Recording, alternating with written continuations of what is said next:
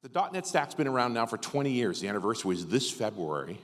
And our first keynote speaker here was there. He was a PM for Active Server Pages .NET, ASP.NET. And 10 years ago, he did the opening keynote for the very first DEVintersection. So please put your hands together for my friend, Scott Guthrie. Thanks, Richard. Thanks, Richard, and thank you everyone for coming out to this great show. This is, as Richard mentioned, I've been here a long time, and it's one of my favorite shows, and really looking forward to the opportunity to talk to you this morning. You know, our mission at Microsoft is to empower every person and every organization on the planet to be able to achieve more. And that's sort of core to kind of what we're trying to do with our product line, how we kind of approach things. And hopefully you're going to see that a lot throughout the demos today, throughout all of the talks here at the event, about how we're really trying to drive forward and enable all of you to be able to be the heroes inside your organizations. And we know right now, you know, there's a lot of pressure in the system. You know, think of COVID, you think of supply chain disruptions, inflation, economic turbulence, where, you know, increasingly we know there's pressure on you and on your organizations to innovate more, to be more agile, to get more done, and at the same time, faster, with less cost, and less time. And so, you know, that tension there is something I know many of you are feeling. And, you know, our goal is really around how do we provide you with the tools and the cloud platform that can enable you to do that. And again, be the heroes of your organization and really drive your companies and businesses forward. You know, the core way we're trying to do that is with the Microsoft Cloud. And our goal here is to really provide the most trusted and most comprehensive cloud that you can use and you can compose together to deliver great solutions faster. Our cloud is kind of, at the core is Azure, which is our core cloud platform and infrastructure layer. But part of what makes the Microsoft Cloud so unique is the fact that we have lots of services on top, whether it's productivity services with Office 365, whether it's DevOps capabilities with GitHub and Visual Studio, whether it's business applications with Dynamics 365 or low-code, no-code tools with the Power Platform. And, you know, by having a common security model, a common compliance model, being able to take advantage of things like Teams, which is infused across all of it, hopefully you can deliver solutions that, again, drive business outcomes faster with more confidence, and again, really deliver results inside your organizations. You know, our goal with the Microsoft Cloud is really to be global, and we have more cloud regions in more countries now than any other cloud provider, more than 60 different cloud regions today, and there's going to be 7 more countries that we're adding new cloud regions in over the next 12 months. We have more compliance certifications and security certifications than any other cloud. And, you know, we have a giant security organization that processes more than 43 trillion security signals every single day, working to try to make sure that we keep you protected, keep your organizations protected, and then at the same time also provide you with the security tools so that you can also protect your own applications and your own systems with your own application-specific logic. And today we have over 95% of the Fortune 500 companies now running and built on top of the Microsoft Cloud, as well as thousands and, in fact, millions of organizations of all sizes, whether they're established companies or startups just getting started, that are building great solutions on top of all the things that we're going to be talking about today. And so I thought I'd spend just a little bit of time before we dive into demos talking about some of these organizations and what they're doing with Azure and the Microsoft Cloud all up. The first one I thought I'd talk about was actually the company that's Fortune 1, I think, actually on the Fortune 500. It's the largest company in the world, which is Walmart. And, you know, they're doing amazing work, really building up and down our stack and really powering the retail experiences using Azure and the Microsoft Cloud. Both online, where during peak Black Friday sales, they might do up to 70,000 orders per minute, but also through their fulfillment systems, through their online stores, or their in-person stores, their supply chain, and a lot more. And really, it's a great example of, you know, an organization that's really using digital technology to completely transform entirely how they do service. This next customer is one of my favorites, especially early in the morning when I'm giving keynotes, which is Starbucks. And again, a great example of how they're taking what has been a practice like coffee that's been around for a while and really transforming it entirely using digital technology. If anyone here got Starbucks coffee this morning, there's a good chance there was an IoT system in that grinder and in that brewer that was connected to the Microsoft Cloud and Azure, and it was part of that coffee brewing experience. If you ordered your coffee online to pick up, again, that's going through our cloud, as well as all the analytics in order to figure out supply chain, how to connect the different stores and baristas, and again, completely kind of reimagine how that store experience works. You know, other companies that are taking advantage of IoT include factories like Mercedes-Benz, have more than 30 factories around the world, all digitally connected with IoT. They're building an industrial metaverse so they can model how their factory floors are working. And they're also then integrating all that analytics into their supply chain and be able to make real-time supply chain decisions accordingly. And I had a chance, actually just last month, to be in Germany and see a factory from another large German company watching cars like this go down the assembly line. And it's truly amazing watching kind of a car get produced every 65 seconds and roll off the assembly line, and just the amount of AI, IoT, and advanced technology that's going into manufacturing these things is really astonishing. The financial services space, we're great partners with Morgan Stanley, who's one of the largest financial institutions in the world, and also wealth management. Again, they're building on top of not just Azure, but also Dynamics 365, the Power Platform, Teams, Office 365, and more, to also, again, transform how they do risk, how they actually do core banking, and then also how do they do wealth management to all their clients around the world. And we've got some amazing partners in the healthcare space. Providence is just one of those that has literally thousands of clinics around the United States, as well as core hospitals that serve patients. And again, all these organizations have been under extreme stress because of COVID, and are looking for ways that they can both increase productivity, avoid the burnout of their doctors and their nurses, and be able to provide better patient services as a result.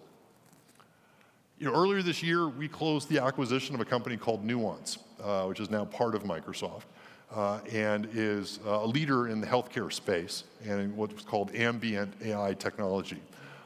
And one of the things that they enable is for doctors to be able to use either a device on the wall or even just their cell phone that they put out on a table to be able to listen to a consult when they're with a patient, and to be able to automatically create case notes without the physician having to type it in or having a scribe in the corner type it in for them. And these case notes aren't simply a transcript of the conversation. They're actually listening to the conversation and will pull out into, you know, what might be a 7 or 8 minute conversation into actually medical notes automatically for the doctor. Two big benefits with this. One is the doctor doesn't have to spend 8 or 10 minutes typing up after each patient the notes. And then more importantly for the patient, the doctor's actually paying attention to you as opposed to hunched over, looking intently, typing things into a keyboard. And this is something that we're starting to see really transforms you know, how medical care can be delivered. And it's something that we're hearing tremendous responses from physicians who are saying, I can be a doctor again, thank you. And what I thought I'd do is just show a video of this in action. You don't become a doctor to bill. You become a doctor to take care of patients. You become a doctor to serve humanity. Ambient intelligence allows for the patient and doctor to be a patient and a doctor, like it used to be. There's a certain business requirement for a structured note and careful documentation, precise diagnoses, and carefully backed up coding for the business practice of medicine. But ultimately, it's about the patient's story. If you look at the promise of meaningful use and all the reasons we got into a digital health record, it really was to take better care of the patient. Unfortunately, sometimes we've done that through a barrier, meaning we added a keyboard, we added a computer, and I think that's a key part of why physicians are frustrated.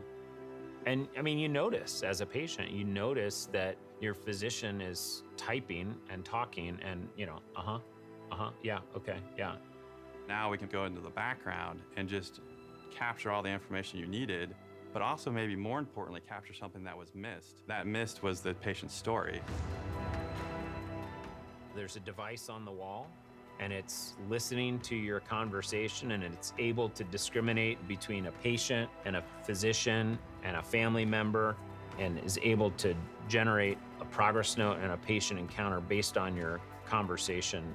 What it has enabled is that I can pay attention to what you are saying, because it is very important for me to have the empathy and you to feel as a patient that you are telling somebody who actually cares about you. Hey, Dragon, start my standard order set for arthritis pain. The idea of a computer that can listen like in Star Trek and just hear what's going on and make sense of it and slip into the background and listen, but only interject when necessary, that was for a long time a fantasy. I would say before, in a typical week, I would probably spend 6 to 8 hours documenting, just simply dictating and signing notes. I bet that my time has been cut into half, if not thirds, because of nuance now. It takes the hands-on time that the provider has to spend with the computer and puts that time back with the patient. It really takes a lot of that manual work out of the patient encounter and just allows it to happen kind of naturally. Ambient puts a listening device in the room quietly, securely, privately, and allows the two people in the room to really have a very intimate discussion on very private things. Knowing that the necessary recording of that for the business of medicine and healthcare can go on in the background, but letting that personal connection continue. And that's the reason I think almost all of us went into healthcare. It's to be able to be there for people, to express caring, to express empathy, and to connect as human beings.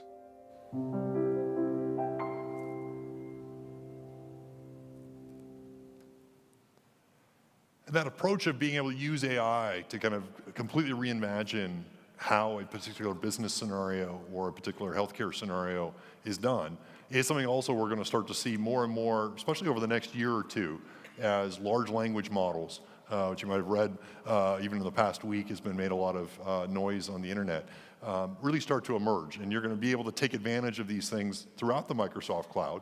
And then also as developers, be able to kind of take and build your own ambient experiences like this, whether it's in conversations, whether it's over video, whether it's through Teams, as well as whether or not you're working with text and documents and data analytics. And I think developers are going to be even more important in the years ahead because you're really going to be the core people that are really enabling all of this. And I think it's a great time to be in technology. At Microsoft, we love developers. We started off as a developer-driven company. A lot of people think our first product was Windows or DOS or something, Office, but it was actually Microsoft Basic developer tool. And we've kind of, the developers have always been core at our heritage, even almost 50 years later.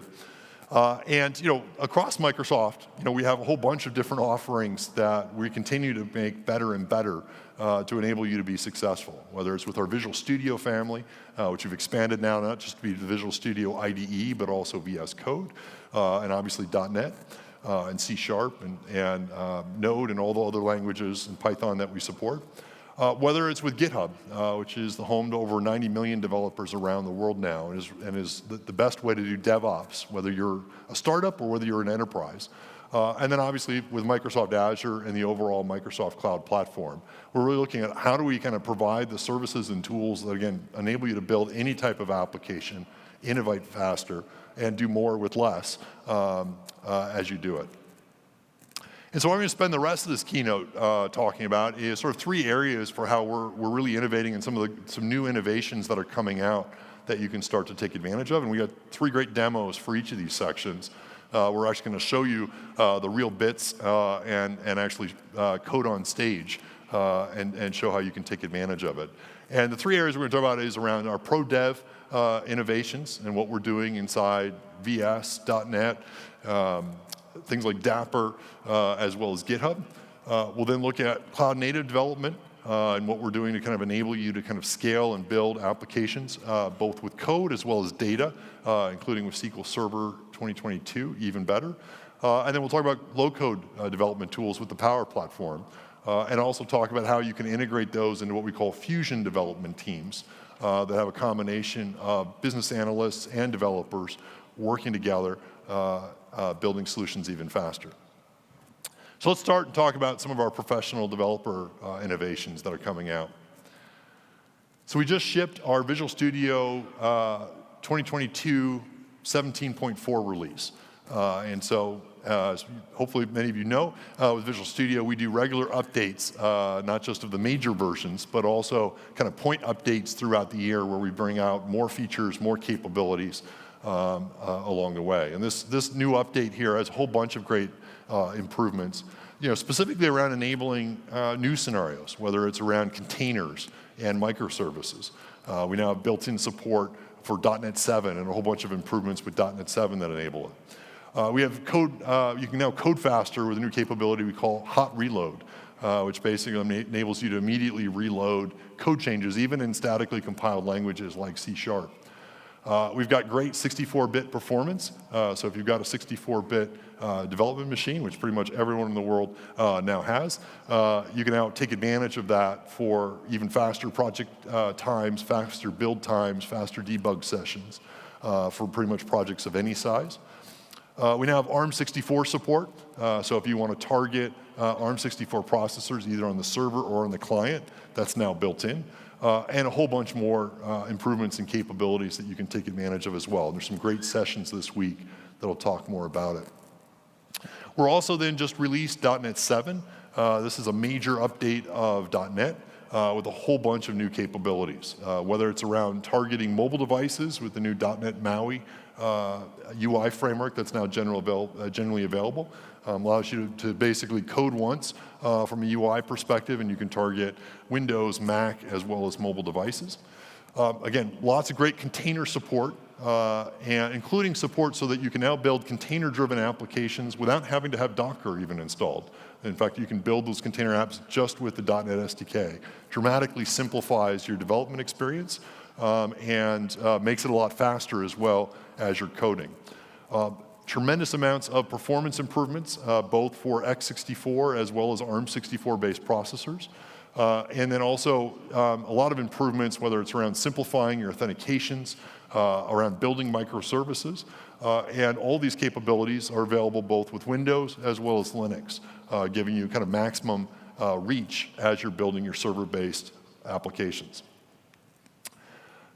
Now, another project that we're excited about, and again, there's some sessions on today, and you'll see in a demo in just a little bit, is a project we call Dapper, which is a framework for how you can build microservice-based APIs and applications. And it's open source, so we contribute it to the CNCF, but we also have dedicated Microsoft engineers that are contributing code along with over 100 other engineers outside Microsoft that are also contributing to it.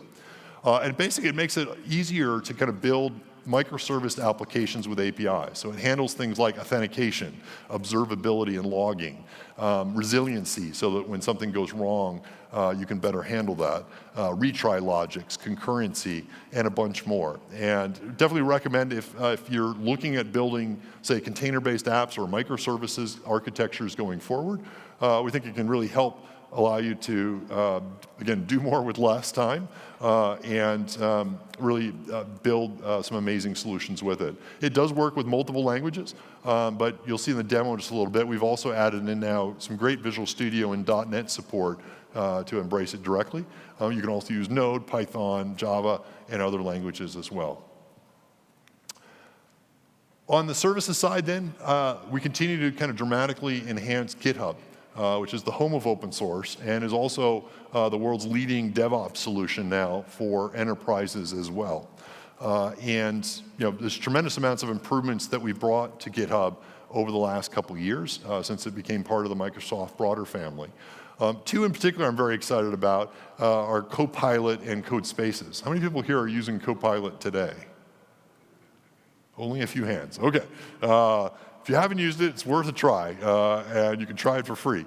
And basically what you can do with Copilot, it's an extension you can install into Visual Studio or VS Code or other IDEs, so you can work with any language.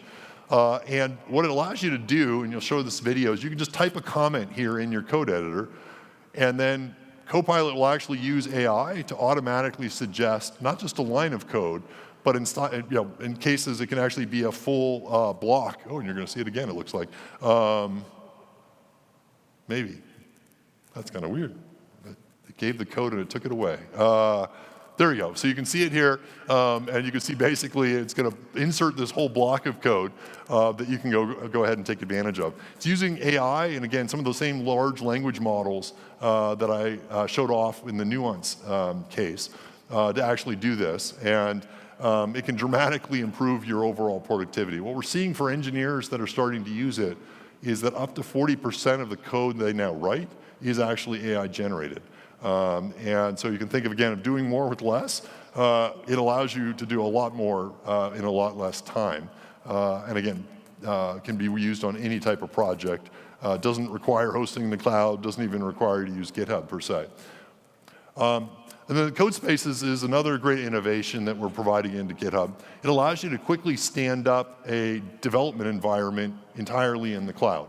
One that has your IDE already installed, that already has your source code synced, and that you can then immediately start to go ahead and check in code. It takes typically less than about 10 seconds to go from the website to actually having a VM fully provisioned for you to go ahead and take advantage of. And so literally, went so fast that my animation here finished, but you can basically see here, you just go in to the GitHub repo, you click create your code space, it'll say connecting, built the container, boom, you now have a VM that's running that you can immediately go in inside your code. If you walk away, you go to, say, Starbucks and get a coffee, after a certain amount of time, the VM will automatically hibernate and the billing stops. And when you come back in and start typing again, we'll rehydrate the VM for you. And this gives you kind of a really rapid way that you can stand up an environment. If you're doing, say, programming as part of a team, you can also then have all your team members use a consistent dev workspace. Again, this is sort of another example of how we're trying to leverage the cloud, leverage AI to build even better productivity in the development workspace.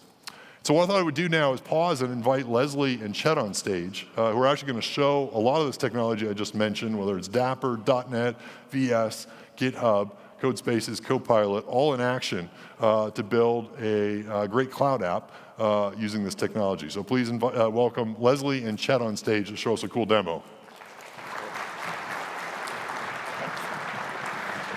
Thanks, Scott. Thanks. Hey, folks. Thanks, Scott, by the way. I'm Chet, and I would like to show you an example of a .NET application and a JavaScript front end for it that uses Dapper and all those great technologies that Scott was just talking about to deliver an experience that is the same locally and in the cloud. So the app that we're looking at right here is a favorite of ours. It lists all of our favorite albums, from Sgt. Pepper's on down to the seminal 1989 by Taylor Swift. This is a fairly simple application, like I said. This is a JavaScript front end with a .NET 7 minimal API backend. So as you can see, I'm running this locally right now. I've got both of these spun up, and they're talking to each other in two separate processes. My end goal is to get this into the cloud. Ideally, I've got this Azure Container App set up, and I've got all of my backend storages and everything all configured. I just need to get this up there. So let's dive into Visual Studio and take a look at the app, and then take a look at how we can get it to where we want to go. So this application on the backend API is powered by Dapper. Scott just mentioned Dapper a little bit, but we are using it in a completely native way in .NET. This client is registered and built like every other service you're used to in a minimal API. When we scroll down a little bit to our endpoint handler here, the primary way we're using it is just to fetch our list of albums from state. This is a single API endpoint here that works the same locally and in the cloud. And we'll show you the cloud one in just a second. But the way it works locally is just it's powered by Redis. Right? Me as a developer, that doesn't change. The experience of the responses I get back is the same in both environments. It's not just fetching a list of albums here, though. The power of Dapper means I get a whole bunch of cloud-native capabilities for free. I get retry logic by default. I get mutual TLS for secured connections between my data store and myself for free. And I get integration with industry-leading techs like OpenTelemetry. So I get all of that for free in something that is very easy to get started with and start using. So we've got our application, and we've shown it working locally. Let's get this sucker to the cloud. To do so, we need to containerize it. And to do that, we're going to use one of my favorite features of .NET 7, which is publishing a .NET application in a container using just the SDK. So you can do this directly from the CLI if you want, but today I'm going to show it in Visual Studio because Visual Studio 17.5 has awesome support for this. So it's surfaced like any other published target. We're going to publish 2 Azure Container Apps, which is our preferred way to do it. It's really easy and integrated and has a whole bunch of features that make it easy to get Kubernetes-like abstractions without Kubernetes-like complications. So we're going to go through, we're going to choose our backing container app, and then we're going to choose a registry, and then we're going to tell VS to use the SDK. So there's our container app, and down here is our registry, and here's one of the key differentiations in 17.5 of Visual Studio. It knows to let you select either the .NET SDK or a Docker file-based build. We're going to go with the SDK in this case, and then we're going to let VS the actual publish for us. When we get a little more mature, or if we're working in a team of developers, VS also knows how to help us scaffold a GitHub CI/CD workflow so that everything we're doing here in VS can also be done in a sort of centralized way that's consistent across our entire team. So we're going to kick this off. It's going to create this publish profile for us. We'll start that from VS, and then we'll flip over to Azure, where we can take a look at some of the resources that are generated, as well as take a bit of a deeper dive into the Dapper integration. So we'll kick this off and let it go. We'll come back to it in a bit. So if we go look inside Azure, we'll look at what's called the container app environment, which is sort of the execution environment that all of your containers run in. What I want to call out specifically is this Dapper components view. So what we're seeing here is that Azure has these deep integrations with Dapper to provide capabilities such as a secret store and a state store. This is all stuff that was configured in our bicep files for this deployment, but it shows just how deep the integration in Azure goes for Dapper. So if you use Dapper and .NET and Azure together, you will have a first-class experience, both from the development side and the operations side. So this deploy is still retrieving credentials, so we'll just let that be. But in the interest of moving along in time, I'll show you an already deployed version of the exact same thing. So I've deployed this to Azure Container Apps in a different container scenario, and it looks exactly the same as it does locally. Same data, same behavior, same code. I didn't have to change anything, and Dapper is what enabled that. So we've deployed this, job's done, right? Wait a second. I want to know more about Sgt. Pepper's Lonely Hearts Club Band. I should be able to click this and get some details. I'm not a good front-end developer, so I'm going to need to call in some help. Hey, Leslie, can you help me do this? I would love to help, but I don't know. I'm in Vegas right now. I just have my laptop. I don't think I have the right dependencies or NuGet packages or whatever else I need to start up this app successfully. Not a problem at all. In this repository, we've configured a code space already, or a link to set one up. So why don't you give that a try and see if it has everything ready to go? Good idea, Chet.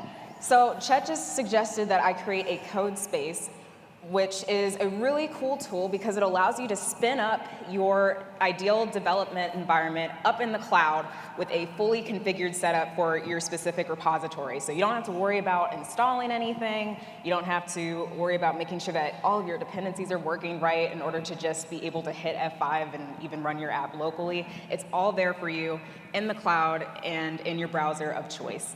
So in order to spin up a code space, you can go to where your repository is located. So here's mine. And you can go into code, and you'll notice a code spaces tab here, and you can either create one if you don't already have one, or in my case, I had one already set up, so I could just open up the existing one that I have. And so here we are in the space, again, in my browser of choice with just my laptop. I am away from my usual development environment, but it's all been successfully added here, and now I don't have to worry. So in order to fix Chet's specific problem, I'm going to have to append a piece to that URL called a slug, which I just learned about 5 minutes ago. It's just this fancy term for that string that you append to the end of your last forward slash in your URL. So I'm going to do that for each of my album items. So here's my program file and where my default album has been defined. And I'm going to have to add a new slug property. I have all the other properties defined up top here. And I like to comment my code, so first thing I'm going to do is write a comment. So let's say slug property that makes the title property URL friendly. How about that? So I'm already getting a suggestion just for writing my comment alone, and that's because I'm using a cool extension called GitHub Copilot, which gives me AI-based suggestions based off of my coding behavior and whatever else I've got going on in my code. So when I hit enter, I get a suggestion that is pretty close to what I'm trying to accomplish personally, which is really awesome. But I personally want to take this a step further and use a regular expression-based solution, specifically something that is going to convert all of the non-alphanumeric characters such as commas and apostrophes and all of that, and converts them into hyphens to make that slug URL friendly. So I'm going to write another comment and say regular expression that replaces non-alphanumeric. How about that? Thank you, Copilot, for reading my mind there. And I can hit enter.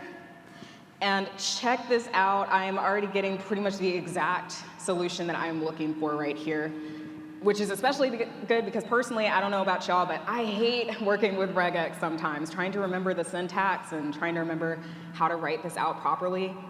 Just absolute time saver because Copilot was able to give me that suggestion. So now all I need to do is add the link itself in my index file here. And I've already got a comment for myself to do of sorts to add that. So let's see if Copilot can help me out. And there it is. This is really, really close to what I'm looking for. And of course, if you want to see other suggestions that it could have given you, you can hold the Control-Enter key and choose to accept any of the other solutions that it's giving you as well. But I'm going to roll with the one that it just gave me a minute ago. And I actually don't need this last piece, so let's get rid of that. And then we'll indent the span and hit F5, and it should work successfully. And again, with the power of code spaces, I can just run this up, no questions asked, didn't have to do any extra configurations on my part. It is already ready to go for me. And what's great about Copilot is that, as you could see in that last example, it's not always 100% correct, but it's called Copilot, not Pilot. So you are the other Copilot, essentially, and you can help each other fill in the blanks. And either way, it is a great time saver. So let's go back into my ports. And I'm going to go check out the front end real quick.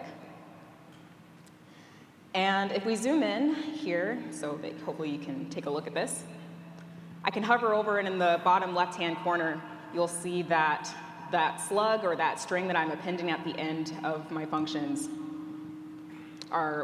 is working correctly. And to give an example with multiple words here, let's zoom into this one. There we go. So just as a double check, I'm also going to take a look at the back end and see that that new slug property was added successfully. So let's go over here.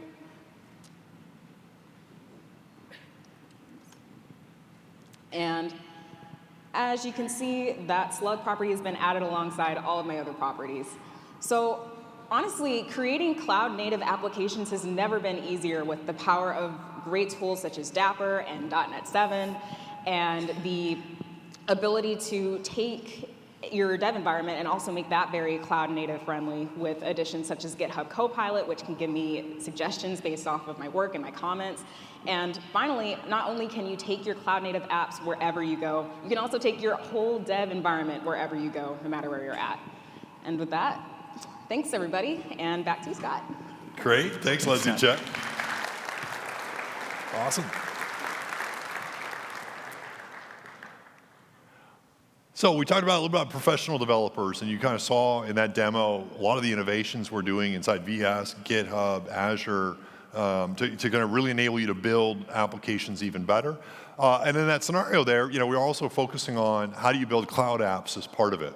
And the key thing we're looking to try to do is, how do we enable great cloud app, native app development? And what does cloud native mean? It basically means, how do you take full advantage of an elastic cloud that can burst to very large levels?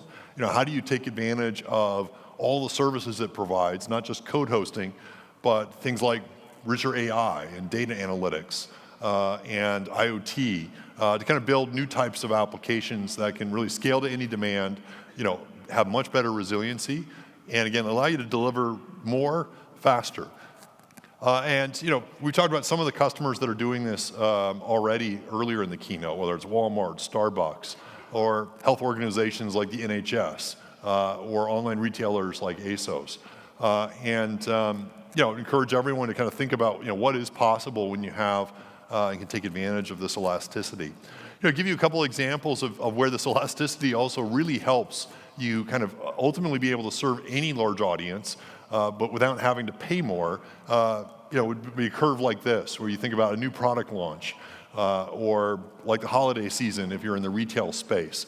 Last week, or I think it was last week or 2 weeks ago, we had Black Friday, and it was sort of a crazy time for every retailer, where again, they're often doing billions of dollars of sales in a given day, and they need to be able to scale up to enormous loads. And then when the holiday season's over, they want to make sure that they don't have a bunch of idle servers sitting around. They're able to scale it down. Similarly for sporting events, anyone here like soccer? Or as the rest of the world calls it, football. The FIFA World Cup is on right now, and guess what? It's powered by Azure. And they needed a huge amount of capacity in order to actually host that sporting event. They're able to do it right now because the FIFA World Cup's on. When it's over in a few more weeks, they're going to be able to scale that down and pay only for what you use. And as I mentioned earlier, Walmart's a great example of this, both online but also in their stores. And sometimes they're doing up to 70,000 orders per minute through their online site, all entirely powered through Azure and the Microsoft Cloud. Now, what I often hear at events like this is people say, we want to take advantage of the cloud, but we also have a large on-premises footprint, and not everything that you're talking about I can take advantage of today, because I got to make our existing infrastructure continue to work, and I need to be able to integrate it with it. That's, again, part of what we try to differentiate the Microsoft Cloud and specifically Azure with, is around what we call our hybrid promises, making it easier for you to take advantage of the existing code, the existing investments you already have, and be able to bridge it and integrate it with the cloud so that you don't have to wholesale lift and shift everything in order to get the first amount of value. And one of the services we're particularly excited about is something we call Azure Arc, which enables you to take the goodness of Azure, including a lot of our managed services, and actually run it on your existing environment, whether it's a VMware environment, a bare metal environment, Hyper-V environment, all running inside your existing data centers or hosting facility. And again, this allows you to take advantage of many of our services and have that cloud native footprint and have it work everywhere. Great example of how you can do this is with our new SQL Server 2022 release that just went general availability in the last few weeks. SQL Server 2022 has a tremendous amount of new capabilities, lots of great improvements. If you're just running on-prem, it doesn't require a cloud connection. There's lots of great reasons to take advantage of it. But it also has a bunch of improvements that really build on this Azure Arc promise and allow you to not just run on-prem, but if you want to, start to actually integrate with the cloud, whether for more richer analytics, whether for richer BI capabilities, and a variety of other solutions. And we're going to show a great demo of that in action in just a few moments. But again, this is, I think, a concrete set of ways that you can leverage the cloud, even if your existing database is still hosted on-prem. And we're doing this not just from a feature perspective, but even from a business model perspective. You can continue to buy SQL Server just like you buy it before, but we also now have, using the Arc technology, the ability for you to go ahead and actually rent SQL Server effectively by the minute if you want to run it on-prem. So if you're a retailer, you have a facility still on-prem that you need to burst up to, you can rent SQL Server for a month using this technology, and when it's over, you can turn it off, and you didn't have to do any upfront fees. You didn't actually have to continue paying anything. And again, it's another part of the promise of what the cloud can deliver. So what I'd like to do is invite Bob on stage to actually show a demo of a lot of these capabilities with SQL Server 2022 and show off this hybrid promise and this cloud native story. So please welcome Bob. Thanks, Bob. Thank you. Wow, great to be back at this conference again.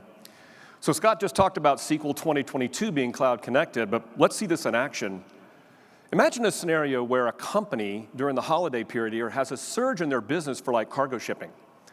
Now, typically during this type of time frame, I might recommend a customer that wants to extend their SQL instance to like Azure Virtual Machine, where they can take advantage of things like pay-as-you-go billing and only pay for SQL licenses during that time frame that they need it and then spin it back down when the holidays are over.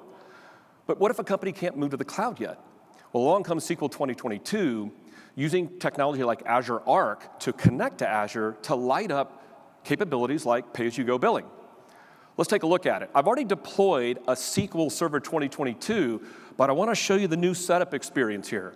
Notice here on one of the initial screens, you now have this new pay-as-you-go billing option. You can see that's a new option for licensing here. You can even use Standard Edition to save costs. As part of the setup process as well, you can kind of connect yourself to Azure. Now you'll see right here, I can supply an Azure login. Sorry, let me go back here. I can supply an Azure login. Let me get back. So let me get right back here. I can do my pay-as-you-go billing, and then when I hit next in the setup process, I can then go and supply an Azure login to connect myself to Azure. Let me hit next here. Okay, now I come in and do an Azure login. Let me put my account in here. Now, I'm not going to deploy SQL Server in Azure. I'm just going to connect it to Azure. And when I do this, I'm now provided some options. You can see down here that I can supply my subscription ID. Let me go choose that. I then can supply my resource group. Let me go choose that. And then I supply a region. Now, again, SQL Server is not running an Azure Virtual Machine, but the resources tied to SQL Server are running in Azure, so Azure knows how to charge me and bill me pay-as-you-go, per core, and even on a per hourly basis. Now, once I've installed SQL Server, what are the benefits? What can I see things in Azure? And I'll show you here.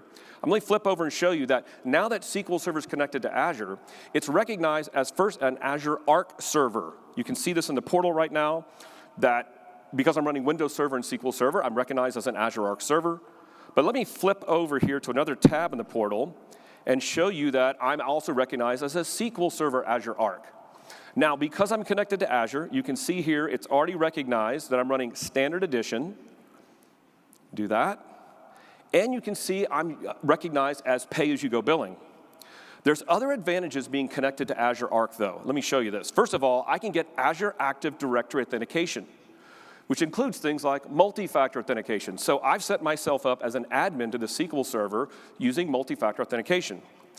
If I'd like to, I can even set up Purview to govern my SQL Server with something called access policies. But there's more, just being connected to Azure.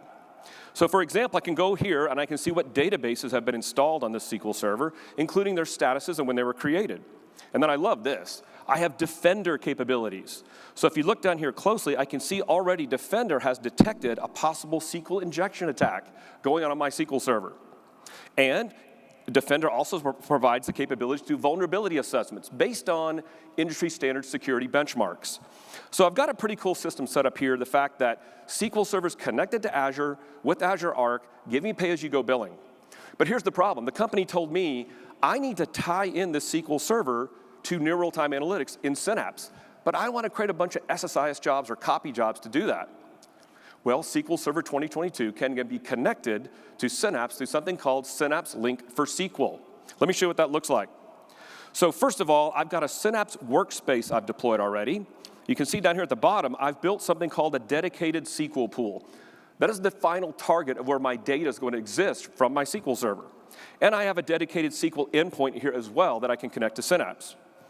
Now that's fine, but what do I do next? Well, let me flip over and show you what it looks like on the SQL Server side. So here I've got SQL Server deployed with SQL Server 2022. And you can see here that I've got a database as well restored representing where my cargo shipments are going to go. Now, it's really important for me to show you some of the changes that might show up automatically in Synapse. So I'm going to show you, I've got a couple of tables to represent that. Vehicle stock items, and vehicles. And I'm just going to do some population of some initial data to synchronize this into Synapse. Here's some initial rows to show you, like, it's basically like one cargo count per city in my environment.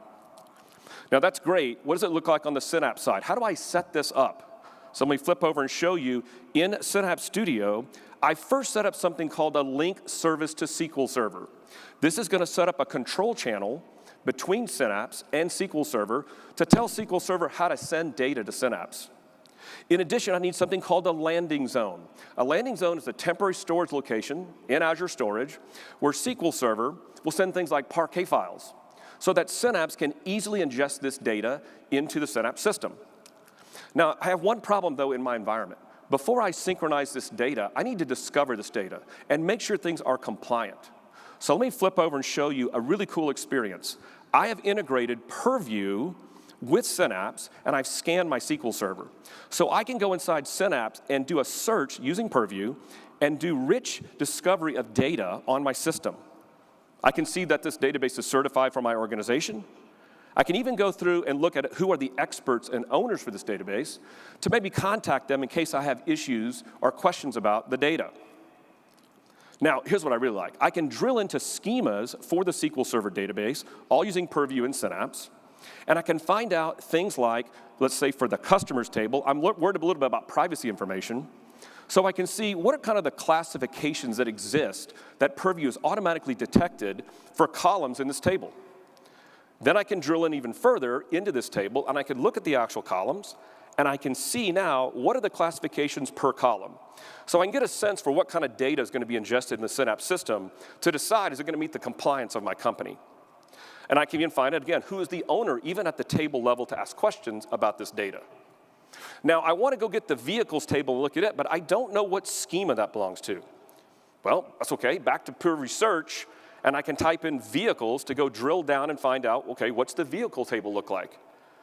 I get the same type of rich metadata. I can see classifications that Purview has already detected for columns in this table. I can even drill in at the column level and see what are those classifications. And just like the other sets of metadata here, I can find out who is the owner of the table to ask information about. This is really amazing because now, without having to go to SQL Server, without having to go to Purview, all within the Synapse experience, I can discover metadata about SQL Server to decide, what do I want to synchronize to the system? Now, I've got things ready to go. Let's see what it looks like to actually tie things together. So I have set up what's called a link connection.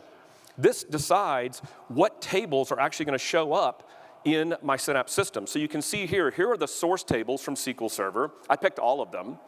They are going to go to these target tables in the SQL pools. You can see here, here's the source SQL Server that's being used, and here's the target SQL pool database.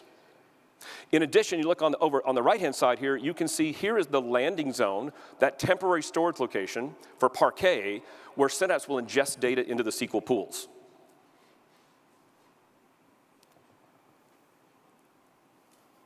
Okay, now what I'd like to do now is kind of monitor the status of this link connection. It's running, and it's synchronizing data from SQL Server automatically into Synapse.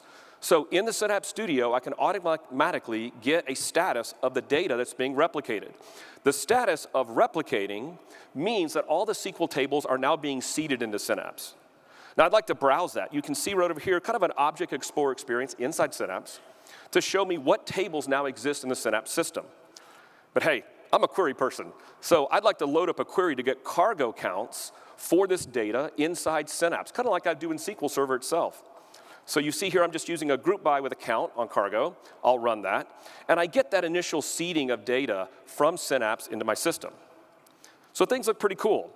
But you know, people in my company, or people in this company, said to me, I'm Power BI, folks. I want to see this visualized. I'm like, well, I'm not a Power BI person. I don't really know how to do that. Well, look at this rich visualization of Power BI. So I just told Power BI my tables. It automatically built a map of the state of Texas with my cargo counts in all the cities representing my data. And the size of the dots represent the size of the cargo for these cities across the state. So I'm not a Power BI expert, but because Synapse is integrated with Power BI, I can easily build these rich visualizations. But what I'd like to also see is near real-time changes. I don't want to have to build something manually. So let me flip over to SQL Server and show you some example insert statements of me doing like random inserts across some of these cities with cargo counts. You can see that I've just picked a certain number of cargo counts across different cities, nothing fixed. Let me run this query here. Now here's my expectation. I expect it to show up near real time into Synapse without me doing anything on the SQL or Synapse side. Let's flip back over here and let's run our cargo count again, and let's see what it looks like. So I'm in Synapse Studio, I'll hit run, and you can see, boom, near real time reflected in a matter of even seconds now. I've got data from SQL Server automatically fed into the Synapse system. Well, let's go back to Power BI. What does that look like? Because Power BI is integrated with Synapse, you can see here now that the circles have gotten larger, representing the cargo counts for these various types of cargoes in my cities across Texas. What an amazing story. SQL 2022, cloud connected. Azure Arc to give you pay-as-you-go billing, running SQL wherever I want it. SQL now integrated with Synapse, with Purview, with Power BI, all automated together. That is the story of SQL Server 2022 that is cloud connected. Back to Scott. Great, thanks, Bob. Hey, Scott. As a SQL team, this is how we do more with less. Cool, thank you. So Bob just showed you there in terms of kind of the, again, how you can do more with less from a data perspective and really take advantage of the cloud, even if your core database system is remaining on premises. And everything he showed is also available as a fully managed SQL database instance up in the cloud as well. And we support not just SQL, we also support Postgres, MySQL, and a variety of other databases as a service that you can take advantage of and leverage as well. So let's go ahead now and finish up our last section here and talk about our low-code tools and how that also really enables you to kind of build solutions faster and really deliver more quickly. You know, there's a huge number of apps out there in the world that need to be written. You know, I think there's more than 500 million different types of apps. And you know, there's not enough developers in the world to build them all today. And you know, part of what we're trying to do is obviously with productivity tools like Visual Studio, with GitHub, with .NET, how do we enable professional developers to build applications even faster? But we're also with our low-code tools looking for ways that we can enable others to participate as part of that process and help and enable fusion teams where you can have combinations of professional developers as well as business analysts and others across the company that can also contribute and help as part of the process to deliver even more and better apps.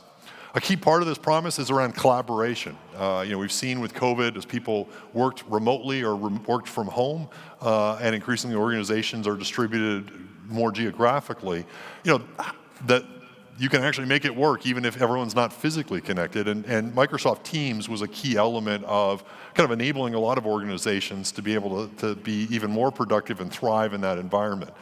And what we're looking to try to do is, you know, how do we enable you to build apps that leverage that promise in a collaborative way and connect people, data, and processes together. A core set of tools to enable that is what we call the Microsoft Power Platform. Things like Power Automate, Power BI, that you saw Bob just demo, Power Apps, Power Virtual Agents, and our Power Pages that, you know, provide tools that enable you to deliver solutions much, much faster. And each of these tools can be used standalone, but where the real power comes into play is when you can take advantage of the Power Platform and put it as part of a fusion team where you have professional developers that are building APIs that the Power Platform can call, and where you integrate it with other parts of IT that are maybe managing and securing it, for example, ideally inside a Teams environment, all holistically as one. And we think this is going to really enable a whole bunch of new solutions to be built, and I'm excited to invite Mehdi and John on stage to actually show off a great demo of one customer that's doing this already. Here's Mehdi. Thanks. Thank you. So I was going to come on here and make a joke about internet connectivity. Turns out sometimes when you're at a conference and you've got a demo to present, you can have some. Hopefully we'll get it fixed in no time, though. But when this happens at home, we generally start thinking about changing internet providers. As we all know, this can be a pretty painful process. Now think about it from the perspective of a large business. This pain and complexity get magnified 1,000-fold. Lumen, one of the largest telecom companies in the US, has figured out a better way to manage this. Just a few years ago, they did not have a streamlined way to manage their migration requests. Their process was basically spreadsheets and a whole lot of manual work. They decided to change this and chose Power Platform for the job. However, initially, pro developers at Lumen were quite skeptical. They said, low-code is a black box. It's pretty inflexible. There's not much that you can do with it.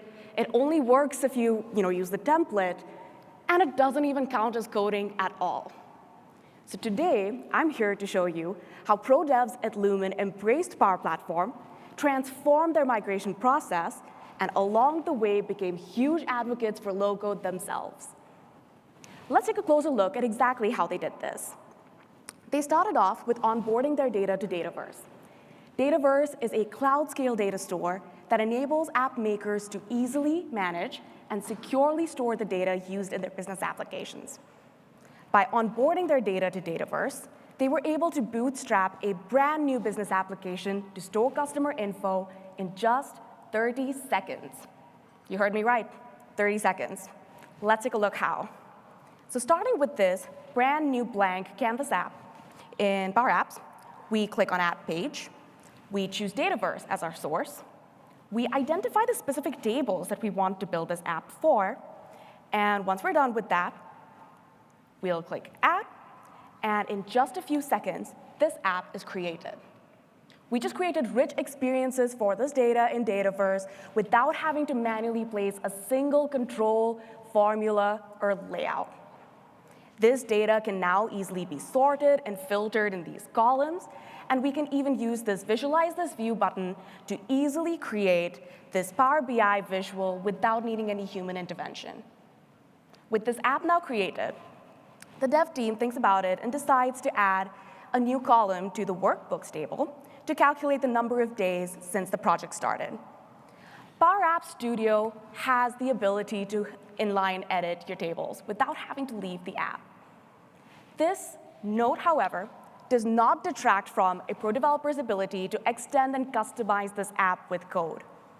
Power Platform is open by design so that all layers of your app, front end, back end, database, integration, can be easily extended and customized with code in the language and platform of your choice.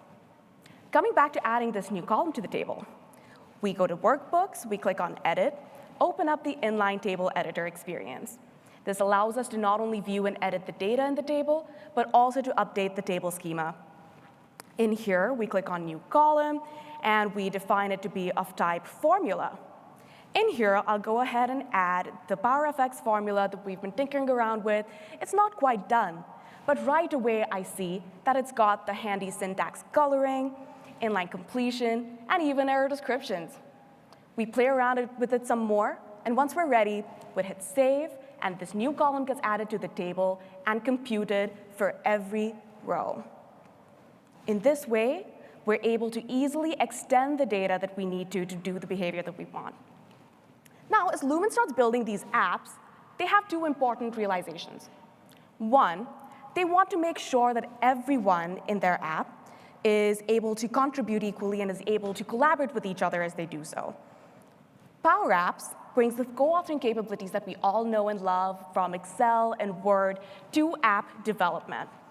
So in here, as an example, we've got teammates working on the same project, and we can see exactly what page they're on, and any changes that they or I make to this app get reflected in real time in the app. The other cool thing here is that with maker matching, we've got an integrated virtual agent to make sure that every developer has access to the resources that they need to create successful solutions. So in here, we can ask the agent questions, it matches us with helpful learning content, and if that isn't enough, it even matches us with experienced advisors in the organization so that everyone is truly equipped to contribute to shipping successfully. Now, with this app built, the team starts thinking through whether there are any opportunities for automation. What they discover is that anytime a migration deal is closed, The sales team puts together the relevant information in an email and sends that over to the migration team. This isn't always complete, though, so there's sometimes a lot of back and forth between the migration team and the sales team just to get on the same page about what's going on in the project.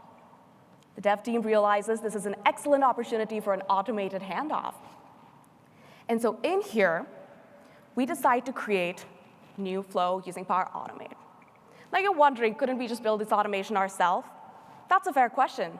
But usually when we try to create automation, there are lots of things to worry about, right? We need to figure out open source libraries, third-party APIs, legacy data stores, and so much more. There's boilerplate code for every dependency, and anytime each of these dependencies change, there's maintenance involved. This is where Power Automate comes to play. And something I'm excited to share with you today is that we're bringing the AI Copilot capabilities of GitHub to Power Automate so that automations can now be written using natural language. So a dev comes in here, chooses the AI Copilot option, and simply types in the intent of what we're trying to build. When a new deal is signed, send a message on Teams. AI Copilot recognizes this, and so suggests a few flows. We review the flow, and all we have to do here is make sure that the connections are set up right, and just like that, this flow is ready to go. This flow, when it's triggered, collects all the information required for a migration project and sends it to the migration team in a Teams chat in the form of a card. Audience, I hope you're ready, because we're about to talk about the magic of cards next. When this flow gets triggered, a card gets sent to them.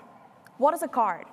A card is a brand new feature of Power Apps and are tiny task-specific apps that can be used from right in line in Teams.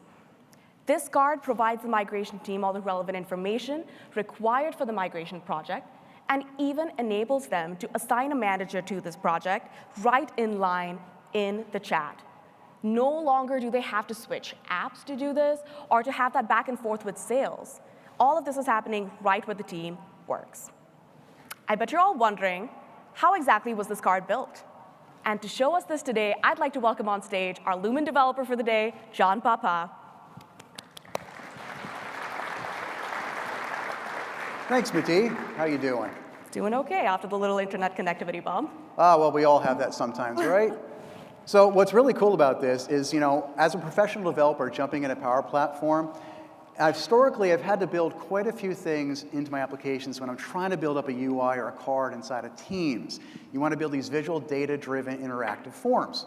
Now, let me explain a little bit. Some of the things we have to deal with that you probably have to deal with are things like security. You want to make sure that your application is only accessible by those who should be able to access it. Am I right? You've got to make sure you know what the data schema is so you can know how the data is stored and how to get access to that data to pull it back out. And of course, things like input validation, so when you've got forms, you're making sure you get the right data in the right places at the right time. And one of the nice things about Power Platform is that inside of this designer, I've got access to all that for me. It does a lot of the work right out of the box. So I've got access to my handy data connectors and to the Dataverse, which is the source of truth of the data for this project migration, as Mati was mentioning. So inside of here, how do I get full control? Now let's say that I wanted to click on the Show Details button here and then show the JSON information for the project history. So down here I've got my Show Details.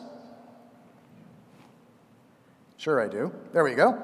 I've got my Show Details, and then I can click on JSON View on the far right. Now this is the JSON that's behind the entire card that I have access to. Now let's say there's project history content in here. Now, as Mati was showing before, I can use something like Power Effects up top here, and I can type in the command that I want. And it's giving me great IntelliSense, so I can type in partial commands or full commands, just like this. And once I type in the command that I need, then my card is ready to go. Back to you, Mati. Thank you, John. So with that, Lumen now has an app, some automation, and a card. The final missing piece is how customers can stay up to date on the status of their request. To do this, the team decides that a site is the best way to go, and so they choose Power Pages to build it. Building a site with Power Pages is extremely simple. They started off in Power Pages Maker Studio and built out the basic content. But just like we talked about, Power Platform is open by design, and so all of this site can easily be extended and customized with code. Over to you, John, to show us how. Thank you very much. So now we're into our Maker Studio here. And in this design view, what I really like about this as a professional developer is that it's a web page.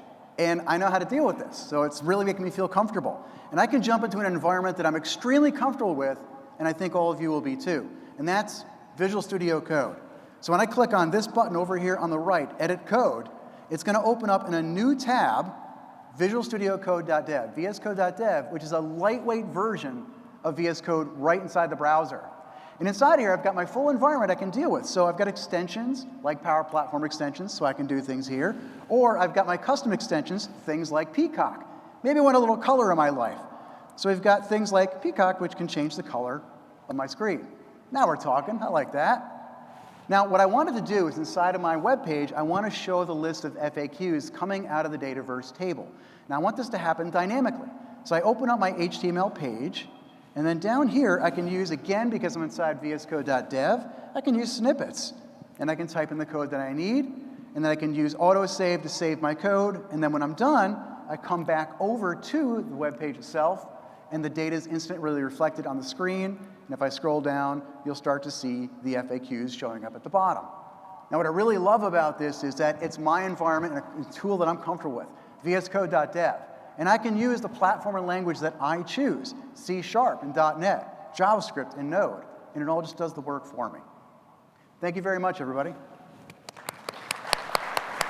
Thank you, John.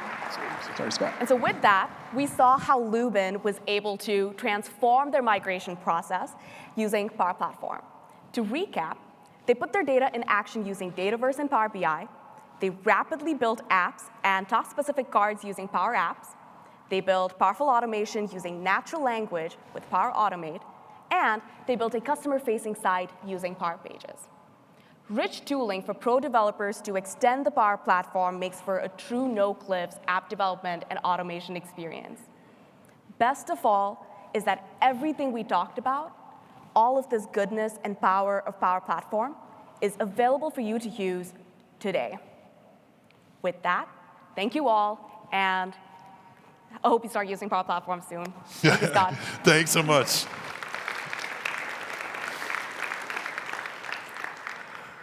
So we've covered a bunch of things today. As you think through, whether it's around professional developer tools, whether it's around cloud native abilities with hybrid, whether it's around the low code together with professional development to enable fusion.